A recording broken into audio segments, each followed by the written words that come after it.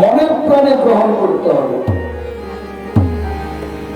গোস্বামীগণের আদর্শ যদি তুমি মনে প্রাণে গ্রহণ না করো, গৌরকে ভালোবাসলেও গৌর যে তোমার কতটা হবে এখানে জিজ্ঞাসা চিহ্ন। গোস্বামীগণের আদর্শ নিয়মিত পালন করতে হবে। গোস্বামীগণের আদর্শ কি? নিয়মিত সংখ্যা সংকীর্তন করতে হবে, নাম রেখে নিয়মিত নাম করতে হবে, নিয়মিত স্মরণীয় কাল নিয়মিত লীলা স্মরণ করতে হবে। এগুলো গোস্বামীগণের আদর্শ। আমার মহাপ্রভু প্রতিদিন জগন্নাথ দর্শন করতে গিয়েছেন। এই পাড়াটার নাম কি? আশ্রম পাড়া। সত্যি আশ্রম পাড়া। বাড়িতে বাড়িতে আশ্রম, বাড়িতে বাড়িতে মন্দির।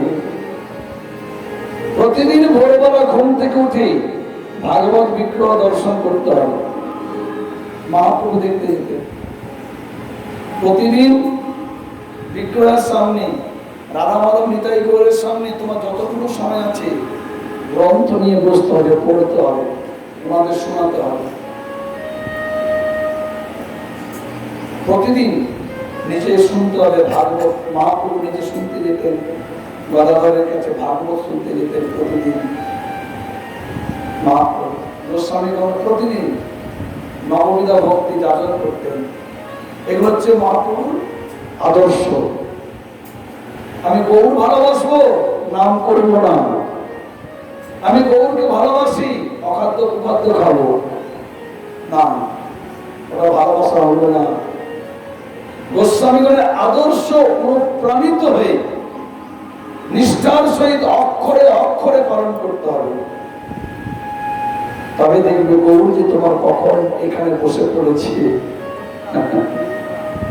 গৌর ভক্তি, ভক্তি যদি জগতের প্রত্যেকের ভক্তি আছে, প্রত্যেকের ভক্তি আছে।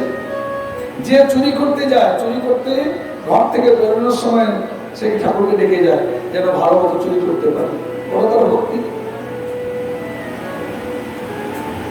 যে পকেট মার, সে যখন ঘর থেকে বাইরে বেরোয় তারও নিশ্চয় নিজ ওর ঠাকুর আছে, সে ঠাকুরকে প্রাণী মন প্রাণী ডেকে ওর ঠাকুর আজকে তো ভালো একটা পকেট মার করি, ওরা তার ভক্তি।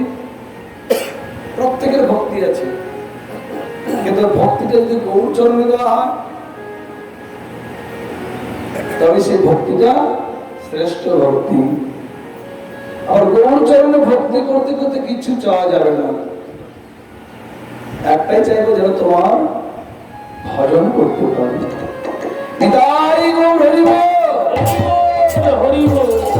তবে তুলনা হচ্ছে না, চাঁদের সঙ্গে তুলনা হবে। মহাদেব আছে গৌরাঙ্গ চাঁদের ছন্দে ও চাঁদ কলম কিনে, গৌরাঙ্গ চাঁদের ছন্দে ও চাঁদ কলম কিনে, গৌরাঙ্গ চাঁদের ছন্দে ও চাঁদ কলম কিনে, এমন করিতে নারে এমন করিতে নারে অকলঙ্ক পূর্ণ শশী উদয় নদিয়া পুরে, অকলঙ্ক পূর্ণ শশী উদয় নদিয়া পুরে, অকলঙ্ক পূর্ণ শশী উদয় নদিয়া পুরে, তুমি গেল মনে রয়ান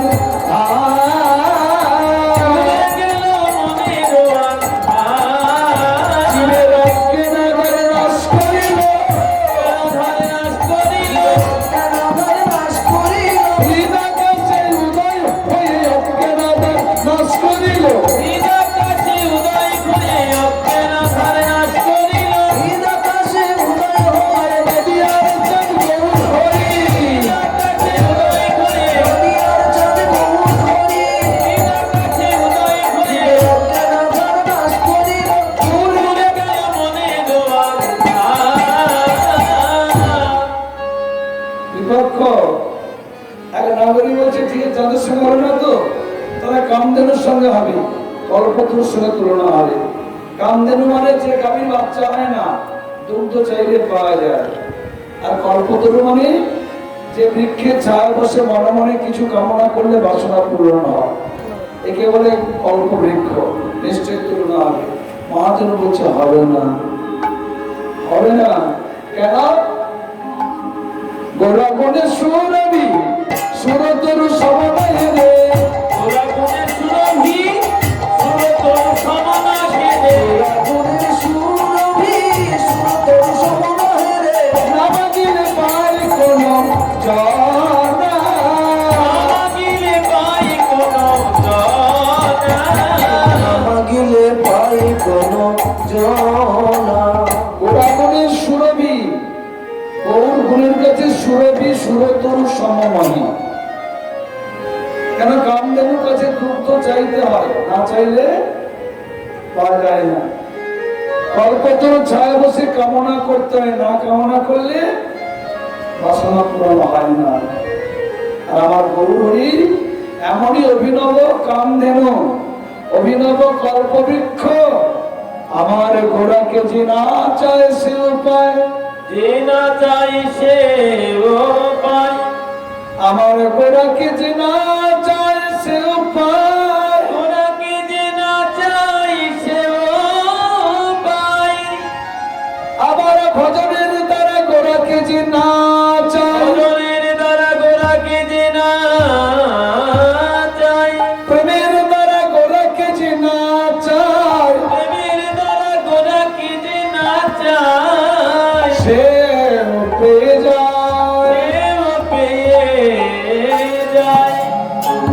আবার গোড়াকে যে না চায়, আমার গোড়াকে যে না চাই, মানে গৌরহরি চরণে গিয়েছে, চাইতে জানে না, যে চায় না কোনটা চাইলে কম না বেশি চাওয়া হয়ে যাবে, কোনটা চাইলে ভালো না খারাপ হবে, চাওয়া চাই বিষয়ে যার কোনো জ্ঞান নেই, তাকেও পর্যন্ত না চাইতে অখিল ভুবনহরি জানে জানে, না চাইতে অখিল ভুবন হরি জনে জনে, না চাইতে অখিল ভুবনহরি জানে জানে, যাচিতে অল প্রেম ধনা, নাচি দেওয়াল প্রেম ধনা, যাচিতে অল প্রেম ধনা, যেচে সেদে দান করিলে, যেতে সেবে দান করিল, যেচে সেদে দান করিলে, ঘর লাও লাও বলে যেচে সেদে দান করিলে, লাও লাও বলে পরবঞ্চিত প্রেম ধনা, পরবঞ্চিত প্রেম ধনা, লাও লাও বলে যেচে সেদে দান করিল, দূরে গেল মনের আধার। যেচে সেদে দান করলেন। কি দান করলেন? ওই সোনাদানা বিষয় সম্পত্তি তুচ্ছ বস্তু নয়। হয়তো আপনারা বলতে পারেন, বাবাজি বলছেন কি সোনাদানা কি সহজে পাওয়া যায় নাকি? হ্যাঁ, বিষয় সম্পত্তি সহজে পাওয়া যায়? মাথার ঘাম পায়ে ফেলে অক্লান্ত পরিশ্রম করে তবে একটু ধনী হওয়া যায়, তাই না? কিন্তু না গো, এই সোনাদানা বিষয় সম্পত্তি, অট্টালিকা, গাড়ি বাড়ি এই নদীতে জোয়ার ভাটার মতো। নদীতে যখন জোয়ার আসে, যে নদীতে জোয়ার ভাটা হয় সুন্দরবন, যখন জোয়ার আসে কানায় কানায় ভরে যায়, দেখলে ভয় লাগে, যখন ভাটি হয়ে যায় হেঁটে পার পায়, নদী বলে চিহ্নই থাকে না অনেক সময়। তেমনি বিষয় সম্পত্তিও এই চঞ্চলা এক জায়গা স্থির থাকে না, আজ এর ঘরে কাল ওর ঘরে, আজকে রাজা কালকে ফকির, কত তো পরিভূ প্রমাণ হচ্ছে দেখা যায়। প্রহ্লাদ তার দত্ত বন্ধুদের, দত্ত কুড়িয়াত শিশুদের বলছে, শোনো বন্ধুগণ, তোমরা যদি কৃষ্ণের চরণে রতিমতি ভক্তি জন্মাতে পারো, এর মতো পাওয়ার দুষ্প্রাপ্য আর কিচ্ছু না। অর্থ, বিষয় সম্পত্তি, দেহ ইন্দ্রিয়ের সুখ ভোগ, ওগুলো নরকে গেলেও পাওয়া যাবে। দেহ ইন্দ্রিয়ের সুখ নরকে গেলেও পাওয়া যাবে, জমালয়ে গেলেও পাওয়া যাবে।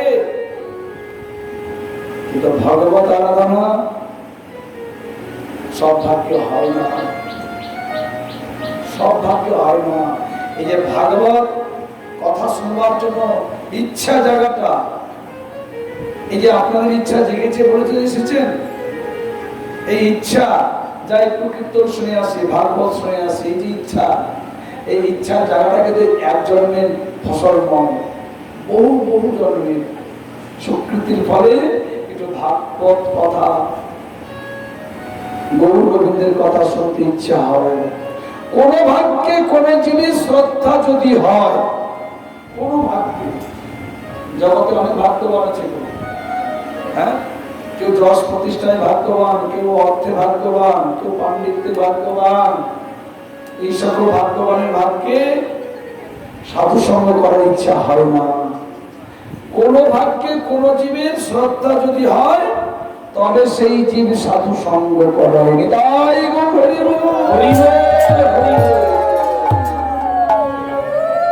এই হলো শ্রেষ্ঠ সৎসঙ্গ, এই হলো শ্রেষ্ঠ ভাগবত সঙ্গ, এই হলো শ্রেষ্ঠ ভক্ত সঙ্গ, সাধু সঙ্গ। এই সাধু সঙ্গের প্রভাবে কি হবে? শ্রীমদ ভাগবতে দ্বিতীয় শ্লোকে বললেন,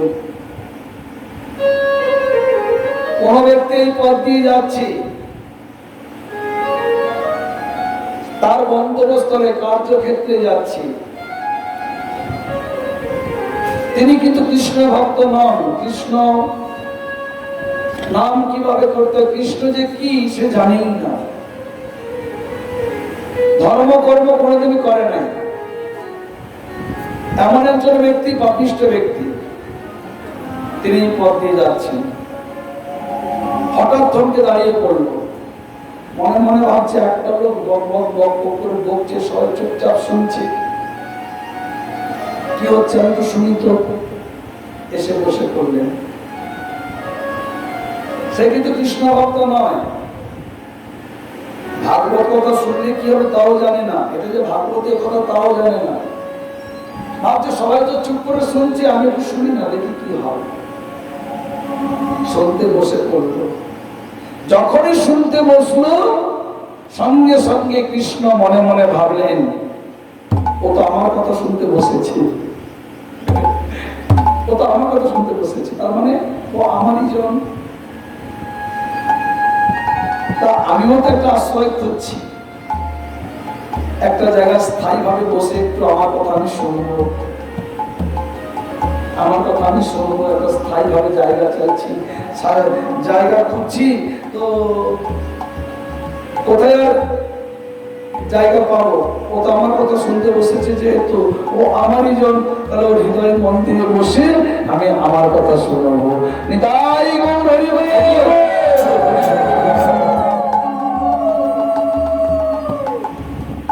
কৃষ্ণ ভাবলেন ও আমার কথা শুনতে বসেছে, যেহেতু আমারই জন, তাহলে আমার জন যে, তার হৃদয়ে বসে আমি একটু আমার কথা শুনি না, শুনি। এই বলে কৃষ্ণ কি করলেন? কথা রূপে, কৃষ্ণ কৃষ্ণ কথা রূপে কান দিয়ে প্রবেশ করলেন। আগন্তুক ব্যক্তি যে বসে শুনছে, এই পথে যাচ্ছিল, ভাবছে কি হয় একটু শুনি, শুনতে বসলো, তৎক্ষণাৎ সঙ্গে সঙ্গে কৃষ্ণ কথা রূপে তার কান দিয়ে প্রবেশ করে হৃদয়ে চলে আসলেন। নিতাই গৌর হরি হরি। ভাগবতীয় কথা, গৌর গোবিন্দের গুণ কথা শুনবার কি মহিমা শুনেন। আমরা দার্জিলিং বা দীঘায় বেড়াতে যাই, 8-10 দিন থাকবো, একটা রুম ভাড়া করলাম, মালিকবাবু চাবিটা দিয়ে দিলেন, এত নাম্বার রুম আপনার। এসে চাবিটা খুললাম, কয়েক মাস কি কয়েক বছর ওই রুম কেউ ব্যবহার করেনি, ঘরটা খোলা হয়নি, দরজা যারা সব ফাটানো রয়েছে। ঘরটা খোলার সঙ্গে সঙ্গে দুর্গন্ধ, মশামাছি ভ্যান ভ্যান করছে। কি করবো? ঘরটা ছেড়ে দেবো? ছাড়লে লস, আগেই তো দেওয়া হয়ে গেছে, তাহলে কি করবো? এই রুমটা আমার জন্য এতদিনের জন্য নির্দিষ্ট করা হয়েছে। কারণ ভাবলাম না নিজ হাতে পরিষ্কার করে নেই, ঝাঁটা কিনে নিয়ে ভালো করে ঝাঁট দিয়ে জল দিয়ে ধুয়ে সেন ছিটিয়ে সুগন্ধি ধূপ জ্বালিয়ে ঘরের ময়লা আবর্জনা দুর্গন্ধ দূর করে থাকি, তাই তো? তেমনি কৃষ্ণ ও তো ভাগবত আরাধনা করে নাই, শুনতে বসলেন, কি হয় শুনি। তা কৃষ্ণ কথারূপে কর্ণদ্বার দিয়ে হৃদয়ে এসে দেখলেন, হাইরে এ তো বহুদিনকার, বহু জন্ম জন্মান্তর ধর্মদেহী যশোদেহী জীবহিংসা খুঁটিনাটি ময়লা আবর্জনা দুর্গন্ধে ভরা। তা কৃষ্ণ মনে মনে ভাবলেন, যেহেতু ঢুকে পড়েছে বেরোবো না, তা নিজ হাতে জায়গাটা পরিষ্কার করে নিই, বেরিয়ে আবার কোথায় যাবো। কৃষ্ণ কি করলেন, সত্য হৃদ্য অবরুদ্ধ তত্ত্ব কৃতি বিশ্বস্ত শ্রীতাৎস্করাম। সত্য মানে এক্ষুনি টাটকা, বাচ্চা জন্মেছে এখনো নারীর ছেদন হয়নি, মানে সত্য। কয়েক ঘন্টা বা কয়েকদিন বা আগেকার নয়, এই এক্ষুনি টাটকা, এগুলো সত্য। সত্য হৃদ্য অবরুদ্ধ তত্ত্ব। যখনই তুমি কৃষ্ণ কথা শুনতে বসলে, ভাগবত কথা শুনতে বসলে, সঙ্গে সঙ্গে কৃষ্ণ কথারূপে সঙ্গে সঙ্গে কর্ণদ্বার দিয়ে প্রবেশ করলেন। কৃষ্ণ দেখলেন আমি ঢুকে পড়েছি, কিন্তু জায়গাটা তো আবর্জনা ভরা, জীবহিংসা খুঁটিনাটিতে ভরা, উঠে চলে যাবো না, যেহেতু ঢুকেছি আমি আর যাবো না, এখানেই থেকে যাবো, চিরতরে বাস করবো। তাহলে শুশ্রূষবি তাষ্ঠানা, সঙ্গে সঙ্গে কৃষ্ণ নিজ হাত দিয়ে ওই জায়গাটা পরিষ্কার করে চিরতরে খুঁটি কেড়ে নিলেন, আর বললেন না। নিতাই গৌর হরি বল। ভাগবতীয় কথা শুনতে শুনতে শুনতে শুনতে ধীরে ধীরে এবার কৃষ্ণ জায়গাটা পরিষ্কার করছে। এবার কৃষ্ণের প্রতি ধীরে ধীরে লোক যাচ্ছে। আমাদের ভাগবত কথা মহিমা, গৌর কথার মহিমা বেশি করে শুনতে হবে। শুনো, বুঝার দরকার নেই, শোনো, শুনতে শুনতে বুঝবে। বুঝে বানা বুঝে কেহ, শুনিতে শুনিতে সেহ। কি অদ্ভুত চৈতন্য, কি অদ্ভুত। কৃষ্ণের উপরে জীবে প্রীতি জানিবে, রসের প্রীতি শুনিলেই হয় অবহিত। শুনতে হবে, বেশি করে শুনতে হবে। তার গৌরী কি দান করলেন? ধন সম্পদ, টাকা পয়সা না, অতি তুচ্ছ। একমাত্র ভগবত চরণে ভক্তি জন্মানোই একমাত্র জীবন শ্রেষ্ঠ সার্থক। সেই প্রেম গৌরী দান করলেন। হেন প্রেম হৃদয় গৌর দিল যথা তথা, জগায় মাথায় পর্যন্ত পাইল অন্যিকার বা কথা। হৃদয় গৌর হরি বল।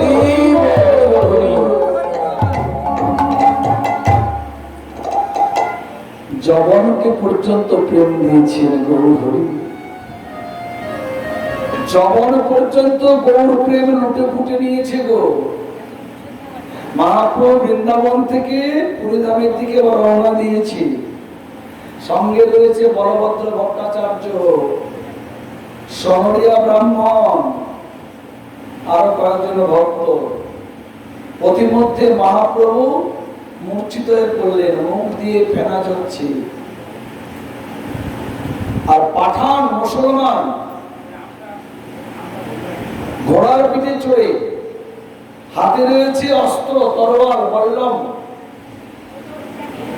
এসে দেখলেন কি, একটা সন্ন্যাসী, গৌরীকে সন্ন্যাসী বলে দেখেছে, সন্ন্যাসী পড়ে রয়েছে, আর চারপাশে গৌরী ভক্তগণ রয়েছে। তিনি ঘোড়ার পিঠের থেকে নামলেন, নেমে বলছে, তোমরা দুষ্ট লোক, এই ফকির, মহাপ্রভুকে বলছে, ফকির, এই বৈষ্ণব, এই সন্ন্যাসী, তোমরা আমার মনে হয় ওই ধুতুরা বা গাঁজা বা নেশাবান খাইয়ে সন্ন্যাসীর সম্পদ তোমরা অপহরণ করছো না? চলো তোমাদের নিয়ে যাবো ধরে। তখন বলভদ্র ভট্টাচার্য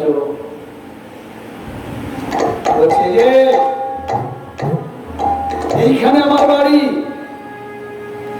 বেশি উৎপাত করলে এক কোটি যদি আমি হাত দেই 200-400 প্রহরী আমার কাছে ছুটে আসবে। আমরা এই সন্ন্যাসীর আপনজন, মাঝে মাঝে এইভাবে এই রোগ হয়, এই রোগ হয়। কত মুসলমানকে কি বুঝাবো, কি বুঝবে? মাঝে মাঝে এই রোগ হয়। আমরাও সেবা যত্নের জন্য আছি। তোমাদের যদি বিশ্বাস না হয় দাঁড়াও, খানিকক্ষণ পরে চেতনা হবে, তখন এই সন্ন্যাসীকে তুমি জিজ্ঞাসা করো। পাঠান, মুসলমান পাঠান দাঁড়িয়ে রইলেন। খানিকক্ষণ পর মহাপ্রভু চেতনা কেন্দ্র দেখে সবাই ভয়ে কাঁপছে। ওই পাঠান মুসলমান বলছে, ও ফকির, এরা কারা? তুমি অচৈতন্য পড়েছিলে কেন? মহাপ্রভু, এরা আমার সঙ্গীরা, এরা আমার আপনজন। আমি অচৈতন্য পড়েছিলাম না, আমার মৃগী রোগ আছে।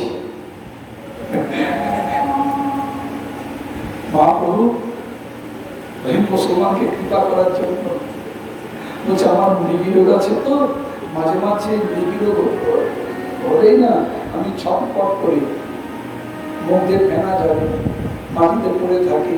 এরা আমার সেবা যত্ন করে আমাকে চেতনা করায়, এদের জন্য আমি বেঁচে আছি। এই রোগের কথা মহাপ্রভু শ্রীবাসকে বলেছিল। মহাপ্রভু যখন কীর্তি শব্দ দিয়ে গয়াধামে ঈশ্বরপুরীর কাছে দীক্ষা নিলেন, আবার নবদ্বীপে ফিরে আসলেন। মহাপ্রভু পড়ে ছাত্রদের পড়াতে আর পারলেন না, কৃষ্ণ প্রেমে উন্মত্ত।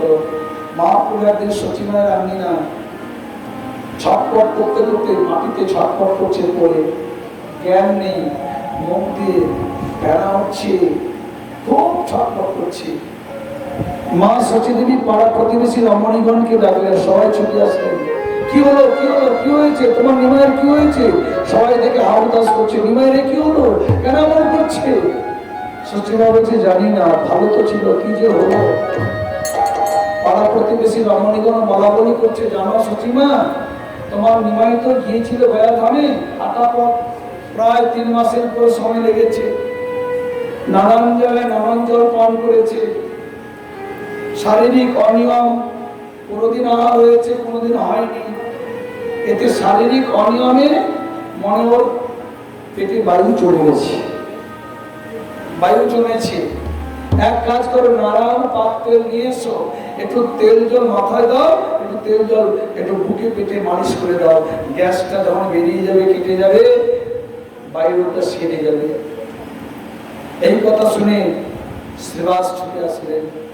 ছুটে এসে দেখছি মহাপ্রভু কি রোগ হয়েছে, দেখছে শ্রীবাস। খানিকক্ষণ পর মহাপ্রভু বুঝতে পারলেন শ্রীবাস এসেছি। তখন মহাপ্রভু সুস্থ হলেন, উঠে বসলেন। পাড়া প্রতিবেশী রমণীগণ বলছে, কই গো, চলে গো, নিমাই সুস্থ হয়ে গেছে, চলো যে যার কাজে যাই। সবাই চলে গেল। মা সচিদেবী শ্রীবাসকে বলছে, শ্রীবাস, আমার নিমাই থাকলো, আমি কাজে যাচ্ছি। মা সচিদেবী কাজে চলে গেল। গৌরী শ্রীবাসকে বলছে, শ্রীবাস চল, একটু ফাঁকে চলো। ফাঁকে নিয়ে জিজ্ঞেস করছে, শ্রীবাস কি দেখলে গো? দাঁড়িয়ে দাঁড়িয়ে তুমি কি দেখলে? সত্যি যেমন ব্যাধি হয়েছে, বায়ু চড়েছে, কি বলছো? শ্রীবাস বলছে, গৌরী, তোমার যে ব্যাধি হয়েছে, তোমার যে ব্যাধি হয়েছে, ওই ব্যাধি যেন আমায় ধরে, ওই ব্যাধি যেন আমায় ধরে, ওই ব্যাধি যেন আমায় ধরে।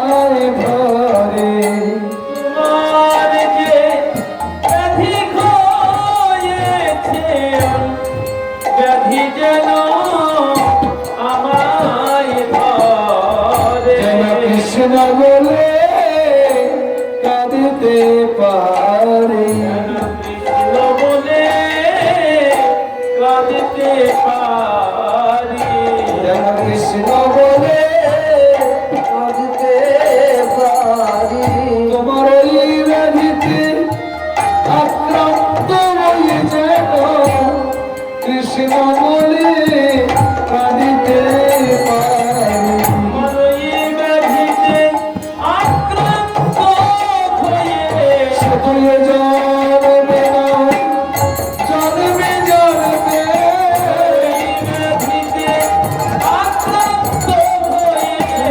জন্মে না জন্মে জন্মে ওই ব্যাধিতে আক্রান্ত হয়ে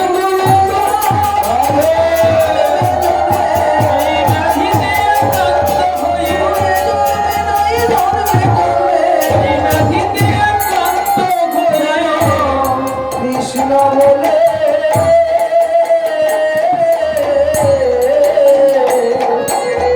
কাঁদতে পারি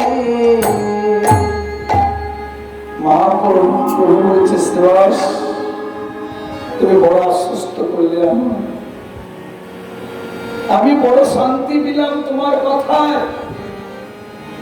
পাড়া প্রতিবেশী রমণের মতো তুমি যদি আমায় বলতে যে আমার ব্যাধি হয়েছে বায়ু চড়েছে যদি তুমি কথা বলতে আমি আর দেরি করতাম না সুরধ্বনিতে ঝাঁপ দিতাম তাই মহাপ্রভু মুসলমান পাঠানকে বলছে আমার মৃগী রোগ আছে মাঝে মাঝে এই মৃগী রোগ যখন হয় আমি মূর্ছিত হয়ে পড়ে থাকি মুখ দিয়ে ফেনা জলে ছটফট ছটফট করি মহাপ্রভু নিজেকে রুকাতে চাইলেন পাঠান বৈষ্ণব মহাপ্রভুর কৃপা পেলেন মহাপ্রভুর কৃপা যখনই পাঠান ওই মুসলমান পাঠানের উপর বৈষণ হলো মহাপ্রভু চরণে পড়ে গিয়ে বলছে বলো তুমি কি পীর তুমি কি পয়গম্বর তুমি কি কোনো সন্ন্যাসী তুমি কি কোনো দেবতা তোমার চরণে আমার চিরতরে দাস করে নাও জয় জয় শ্রী রাধে সেই মুসলমান পাঠান বৈষ্ণব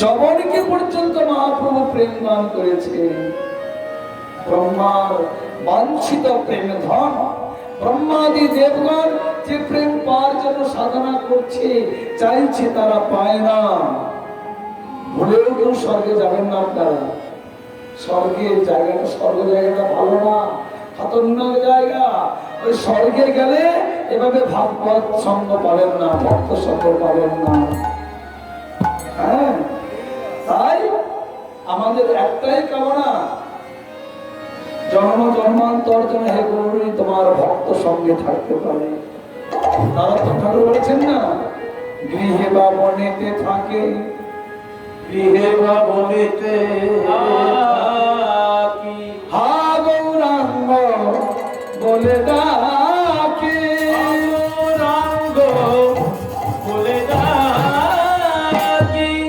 নরোত্তম মাগে তার সঙ্গ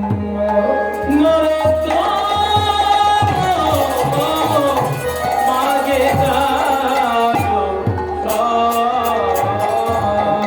আমি যেন তার সঙ্গে থাকতে পারি যেন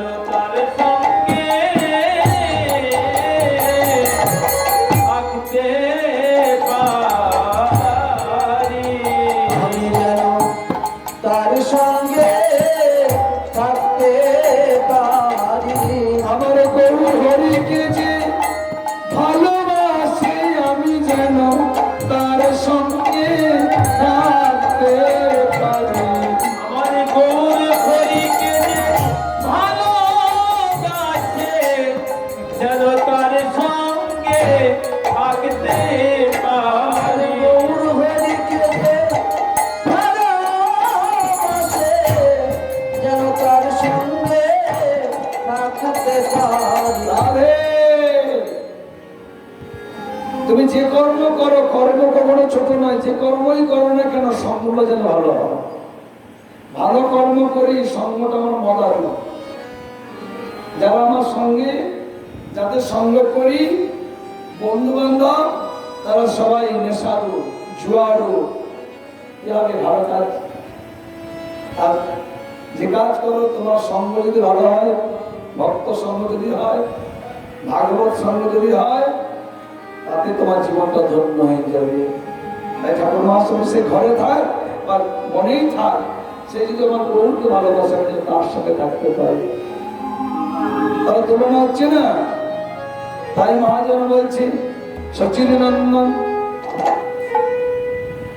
গোরাচাঁদের তুলনা, গোরাচাঁদ গোসাই বিচার করিয়া দেখো সবে, বিচার করিয়া দেখো সবে।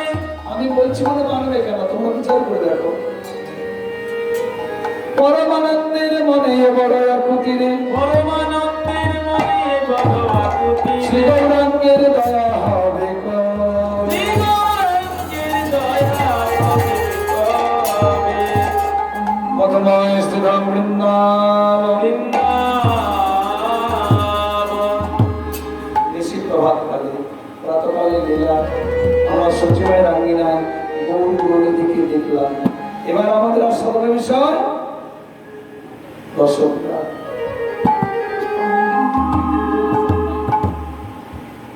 মধুময় শ্রীরাম বৃন্দাবনে, বৃন্দাবনে শ্রীমতী রাধা ঠাকুরানী আমার, শ্রীমতী রাধা ঠাকুরানী আমার। নিশি প্রভাত কালে, নিশি প্রভাত কালে জটিলার নিভৃত কক্ষে বসি পরার মতো শ্যাম সুন্দরের কথা ভাবনা করছেন।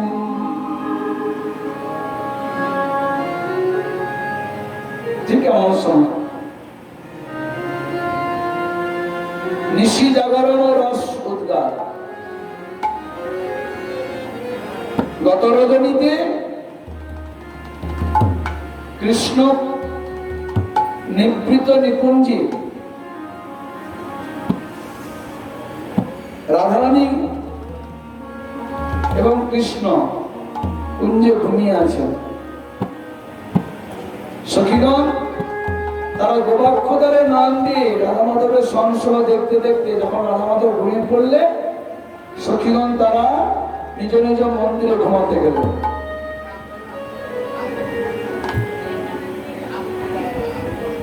আর যতস্বরে সখীগণ মঞ্জুরিগণ তারাও সবাই ঘুমালেন। এই লীলা স্মরণ করছে, অষ্টকালী লীলা স্মরণ করছেন যারা, চিন্তন করছেন যারা, অষ্টকালী লীলা ভজন করছেন যারা, তারা অর্থাৎ আমি, অর্থাৎ আমরা। রাধা মাধব ঘুমিয়ে পড়লেন, সখীগণ মঞ্জুরিগণ দাসীগণ সবাই ঘুমিয়ে পড়লেন। গুরু মঞ্জুরিগণকে ঘুম পাড়ানো হলো। এবার আমাকেও তো ঘুমাতে হবে। আপনার সবাই ঘুমান তো? কি রাত্রে ঘুমান তো? কোথায় ঘুমান? হ্যাঁ, বিছানায় ঘরে। মেয়ের বাড়িতে গেছেন, কোথায় ঘুমাবেন? মেয়ের বাড়িতে গেছেন, মেয়ের বাড়িতে গেছেন, কোথায় ঘুমাবেন? হ্যাঁ, বাইরে ঘরে। ট্রেনে যাচ্ছেন, বৃন্দাবন 24 ঘন্টা সময় লাগবে, কোথায় ঘুমাবেন? ট্রেনে সিটে, নিজের সিট করে সিটে। স্লিপার থাকে, স্লিপারে না। যারা সদাচারী বৈষ্ণব গুরু চরণাশ্রয় করেছেন তারা একমাত্র জানেন। সদাচারী বৈষ্ণব গুরু চরণাশ্রয় না করলে দর্শক কিচ্ছু বোঝা যাবে না। কোথায় ঘুমাবেন এইটুকু প্রশ্ন, বিছানায় ঘুমাবো এত সহজ উত্তর নয়।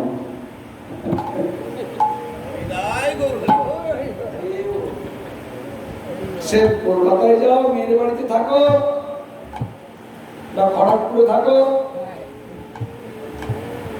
বা ট্রেনে যাও, লীলা স্মরণ চলছে তো, লীলা চিন্তন চলছে তো। রাধারানীকে যাবর থেকে, কৃষ্ণকে নন্দালয় থেকে অভিসার করিয়ে কুঞ্জ রচনা আমি করেছি, সেই কুঞ্জে রাধা মাধবকে মিলন করালাম। সখীবৃন্দ রয়েছে, সুন্দর কুঞ্জ সজ্জা, রাধা মাধবকে সেবা দিয়ে আচরণ করিয়ে ঘুম পাড়ালাম, সখীবৃন্দকে ঘুম পাড়ালাম। এবার গুরু মঞ্জুরিগণকে ঘুম পাড়ালাম। আমি ঘুমাবো কোথায়? সে মেয়ের বাড়িতে থাকো বা যেখানেই থাকো, মনে মনে চিন্তা থাকবে কি, আমার গুরু মঞ্জুরিগণকে ঘুম পাড়ালাম কোথায়? গুরু মঞ্জুরি কোথায় থাকে?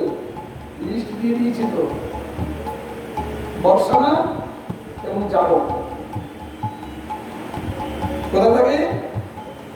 আমিও থাকি কোথায়? বর্ষানা যাব। রাধারানীর সঙ্গে সঙ্গে, রাধারানীর 6 মাস শ্বশুর বাড়ি, 6 মাস বাবার বাড়ি। রাধারানী যখন শ্বশুর বাড়ি যাবে, আমিও শ্বশুর বাড়ি, বাবার বাড়ি যাবে, বাবার বাড়ি, এখানে থেকে বর্ষানা যাবট নিবাস। এবার রাধারানীকে কুঞ্জে স্নান করালাম, সখীবৃন্দ তারাও কুঞ্জে ঘুমালেন, আলাদা আলাদা কুঞ্জ। আমার গুরু মঞ্জুরিগণকে আলাদা কুঞ্জে ঘুম পাড়ালাম।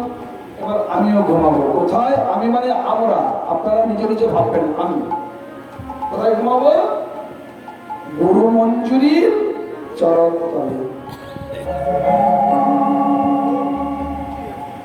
আমার গুরু মঞ্জুরির চরণ তলে। এটা বৃন্দাবনে সেবা সঙ্গনে রাত্রে কৃষ্ণ গৌরী কোথায় ঘুমায়? কোথায় ঘুমায়? এই তো গৌর ভালোবাসা হলো কি করে? একটু আগে বললাম গৌর ভালোবাসতে হবে। গৌরী কোথায় খায়, কোথায় ঘুমায়, সেই খবরটাই রাখলাম না। ভালোবাসা হলো? হলো? মা ছেলেকে ভালোবাসে, ছেলে কখন ক্ষুধা পায় কেউ না জানলে মা জানে। স্বামী কখন কি চাইছে, সংসারে যত সদস্য আছে তারা না জানলে কি হবে? স্ত্রী জানে। তাহলে আমি গৌরকে ভালোবাসি, গৌরী কোথায় খায়, কোথায় ঘুমায় জানলাম না। ভালোবাসা হলো? গৌরী সেবা সম্মানে সন্ধ্যের সময় যায়, মাঝরাত্রি পর্যন্ত হরিনাম সংকীর্তনে মগ্ন ভক্তবৃন্দের সঙ্গে। এবার ভোজন করে গৌরী ঘুমায়। শ্রীবাসের ঘরে বিশ্রাম করে একটা ফুলের বাগান আছে, ষড়ঋতুর পুষ্পবন। গৌর গোবিন্দ লীলামৃত গুটিকা, ওর মধ্যে সুন্দর বর্ণনা আছে। হ্যাঁ, গৌর গোবিন্দ লীলামৃত গুটিকা, এই গুটিকা ভালো করে বেশি করে পড়তে হবে। পড়তে পড়তে গুরুদেবের কাছে বসে এগুলো ভালো করে জেনে নিতে হবে। গুরুদেবের কাছে বসে বোবা হয়ে থাকা মানে একটা অপরাধ।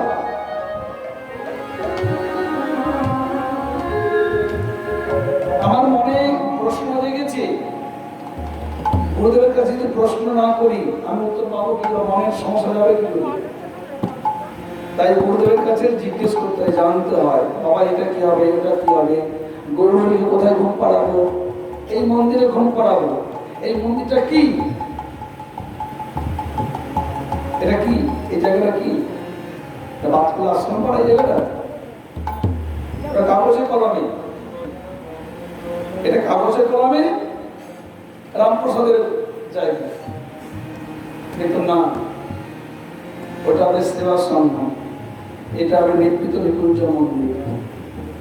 গৌরী ঘুমাবে কোথায়? শ্রীবাসের পুষ্পোদ্যানে 3টে মণ্ডপ আছে, একটা সোনার বর্ণ, একটা নীল বর্ণ, একটা সাদা বর্ণের মণ্ডপ, চৌচার বিশিষ্ট। স্বর্ণ মণ্ডপের মধ্যখানে গৌরী ঘুমাবে, তার চারপাশে গৌরীর পাশে ঘুমাবে। গৌরী মণ্ডপের ডান দিকে নীল মণ্ডপ আছে, নীল রঙের, সেও চৌচার বিশিষ্ট, মাঝখানে নিত্যানন্দ আর চারপাশে নিত্যানন্দের পার্শ্ব। রামাই সুন্দরানন্দ হারাই পণ্ডিত ইনারা ঘুমাবে, ইনারা ঘুমাবে। আর অদ্বৈতের মণ্ডপ হলো সাদা, গৌরীর মণ্ডপের বাম পাশে শ্বেত মণ্ডপ আছে সাদা, চৌচাল বিশিষ্ট। মাঝখানে অদ্বৈত ঘুমাবে, চারপাশে ঘুমাবেন অদ্বৈতের পার্শ্বদ অচ্যুতানন্দ। কোথায় ঘুম পাড়ে না? সেবাসের পুষ্পদানে। তাহলে আমাকে ঘুমাতে হবে গৌরীর পার্শ্বদ গৌরীর সঙ্গে, নিত্যানন্দের পার্শ্বদ নিত্যানন্দের সঙ্গে, অদ্বৈতের পার্শ্বদ অদ্বৈতের সঙ্গে। এবার আমার গুরু বর্গগণকে ঘুম পাড়াতে পাড়াতে ওই সেবাসের পুষ্পদানে গুরুবর্গ ঘুম পড়ালাম। এবার আমি ঘুমাবো কোথায়? নবদ্বীপে আমার পরিচয়, আমি ব্রাহ্মণ কুমার। বৃন্দাবনে আমি হলাম রাধারানী চন্দ্রের মঞ্জুরি। তাহলে কোথায় ঘুমাবো? সেবাসের পুষ্পদানে নবদ্বীপে।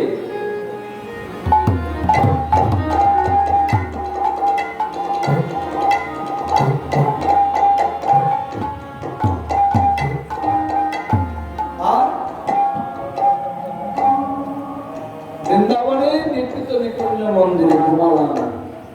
জাগবে কে আগে? আমি জাগবো, অর্থাৎ আমরা জেগে উঠলাম। জেগে উঠে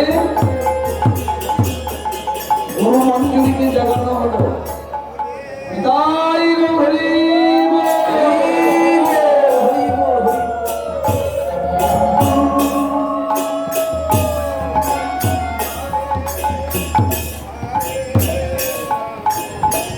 সবাই জেগে উঠলেন। সত্যম এবার রাধা মাধবকে জাগানো হলো। কে জাগাবে? কানন দেবতী হেরি ঋষি অবসান আদিশিরা দ্বিজ করে করে উঠে গান। কানন দেবী বৃন্দা জাগালেন। পক্ষীকুলকে বললে তোমরা জাগাও। পক্ষীকুল জেগে উঠে রাধানীকে জাগালেন। রাধানী জেগেছে কৃষ্ণকে জাগালেন। এভাবে নিশান্তকালে বিবাহ হলে এবার সকল সখীগণ আপন আপন গৃহে রাধারানী যাবতে কৃষ্ণ চলে আসলেন নন্দালয়ে ঘুমালেন। এখানে জাগালেন যোগমায়া, রাধারানীকে জাগালেন আর কৃষ্ণকে জাগালেন। রাধারানী জেগে উঠে বসে আছেন। এবার আমরা আস্বাদন করছি রস উদ্ধার। আমাদের বিশ্বমানু রাজনন্দিনী জটিলার নিভৃত কক্ষে বসি,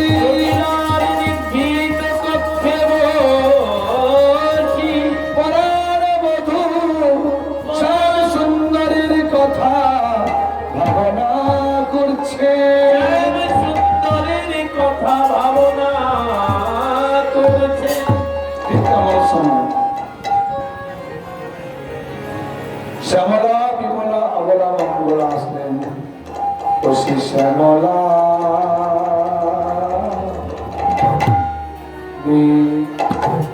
এ এ এ মলা অবলা মঙ্গলা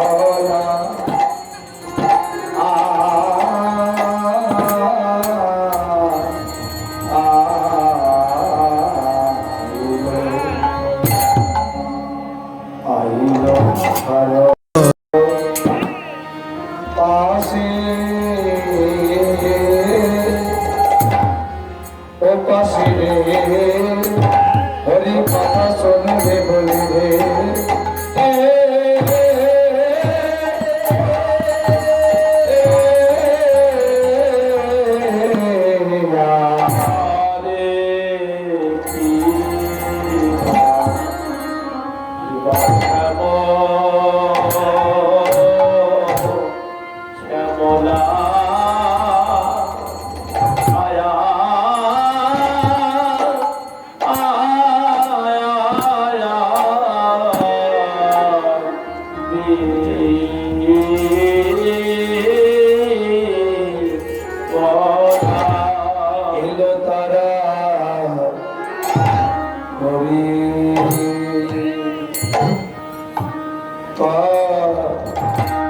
কথা শোনবে বলে সদা করি কথা শুনবে বলে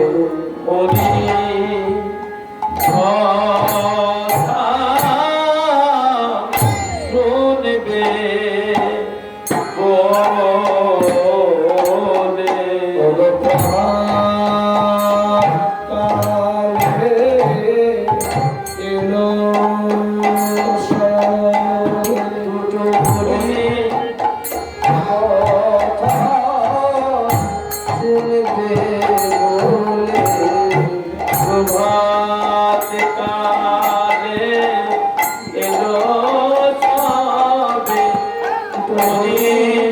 সবে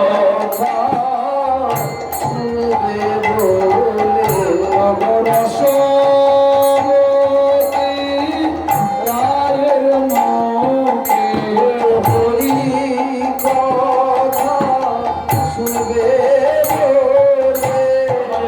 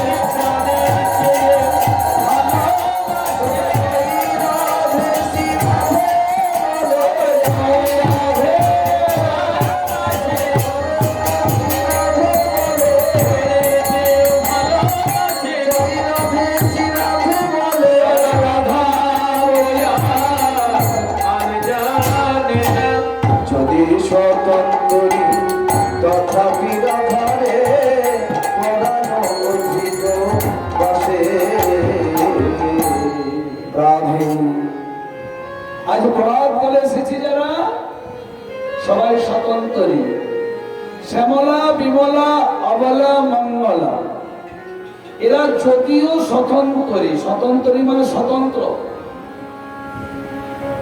এরা কারো অধীন নয়, স্বতন্ত্র, তথাপি রাধারানীকে প্রাণের চাইতে অধিক ভালোবাসে।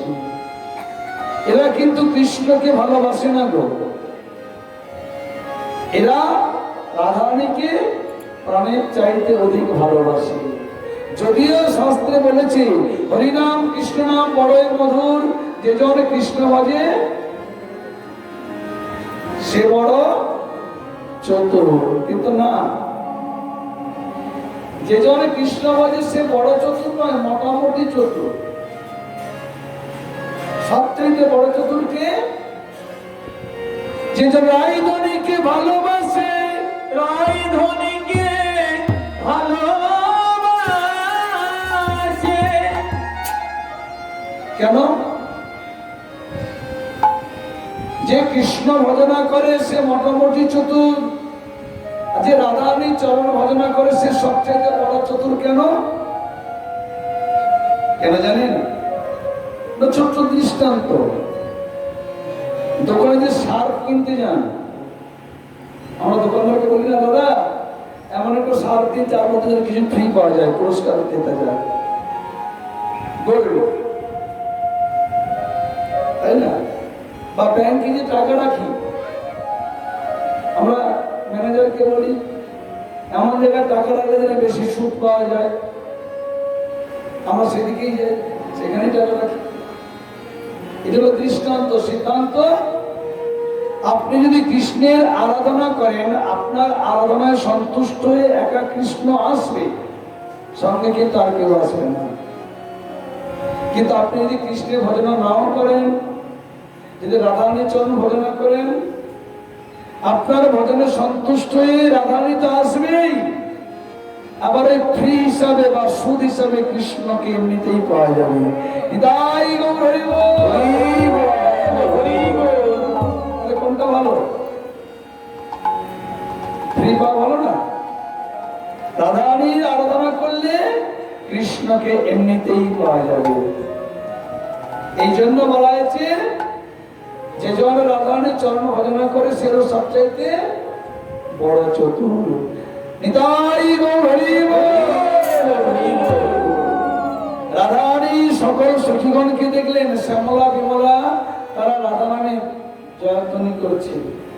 ওকে দেখি সুরধনী উঠিলায় মনি, মিলিলা গলায় তোরে। দেখি সুরধনী উঠিলায় মনি, মিলিলা গলায় ধরি। ওগো কত না যতনে রতন আসরে,